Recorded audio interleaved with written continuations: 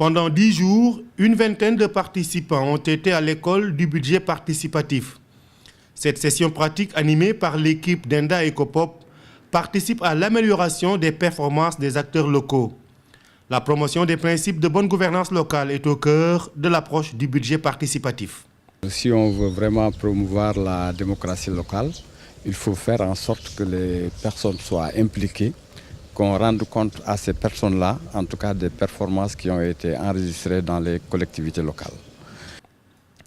Au sortir de cette formation, les participants vont sensibiliser les acteurs locaux à la gouvernance locale et au budget participatif, mais surtout accompagner les collectivités locales à articuler l'approche de budgétisation participative dans la planification locale. J'avoue que pour moi, la formation a dépassé même mes attentes. J'ai été émerveillé par cette approche qui a été très originale. De tout ce qu'on a pu engranger comme connaissance, comme savoir, mais surtout ce qui devait nous permettre d'aller dans le sens de la mise en œuvre du budget participatif. Et je pense que sur ce côté-là, ça a été quand même suffisamment important pour nous. C'est 10 jours de formation en termes d'outils, en termes de méthodes et en termes aussi de bonnes pratiques en matière de facilitation surtout. Et on a beaucoup eu à partager, surtout par rapport à nos expériences. L'efficacité du budget participatif se traduit dans la transparence des dépenses des collectivités locales, mais aussi dans la participation des citoyens à la prise de décision relative aux ressources publiques. Totalement satisfait et surtout très fier pour ce groupe avec lequel j'ai travaillé. Je pense que nous allons ouvrir une compétition entre le Sénégal et les autres pays d'Afrique. Est-ce que l'approche est en train de se dérouler au même moment où nous parlons? Plusieurs autres pays sont en train d'opérationnaliser. Et l'évaluation, c'est à terme, dans 1 an, dans 2 ans, qu'on puisse voir un Sénégal émergent sur les questions de démocratie participative.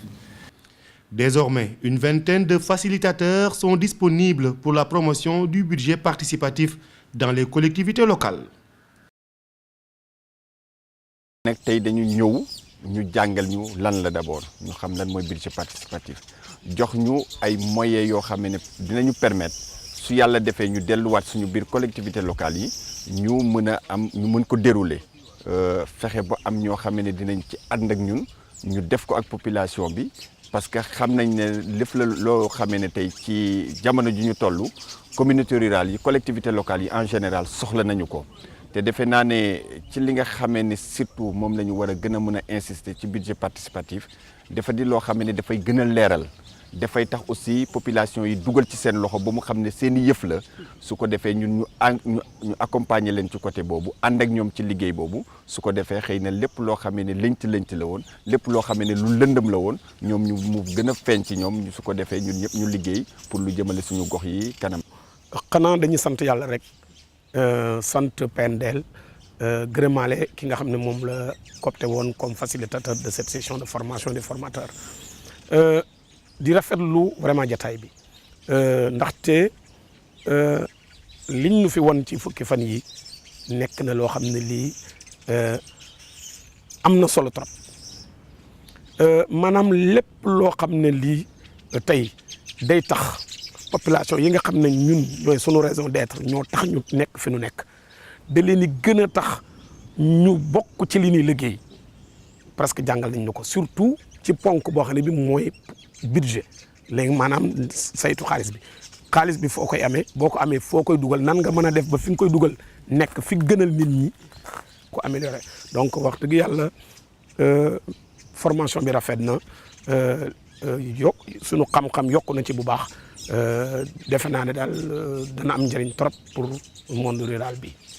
dañu yaakaar ne su fekkente ne population yi boole nañ leen ci ñu joxe seen xalaat te ku leen liggéeyal ba pare itam ñëw rendre leen compte wax leen lii lañ santaane woon lii lañ def fii lañ àgg lii moo jot a am lii moo tax mënuñu weesu fi ñu waxoon bu boobaa def naa ne dana tax démocratie gën a am ci biir collectivité locale yi. et dina tax aussi nit ñi gën a sawar ci joxe seen participation ci biir budget boobu dina tax aussi nit ñi fekkente ne joxe nañ seen i xalaat seen i priorité ñu tenir ci compte loolu dina tax ñoom itam ñu gën a góorgóorlu beneen yoon pour lu ñu leen sant wala lu ñu leen invité ñuy mën cee ñëw bokk ci nu mu gën a baaxee.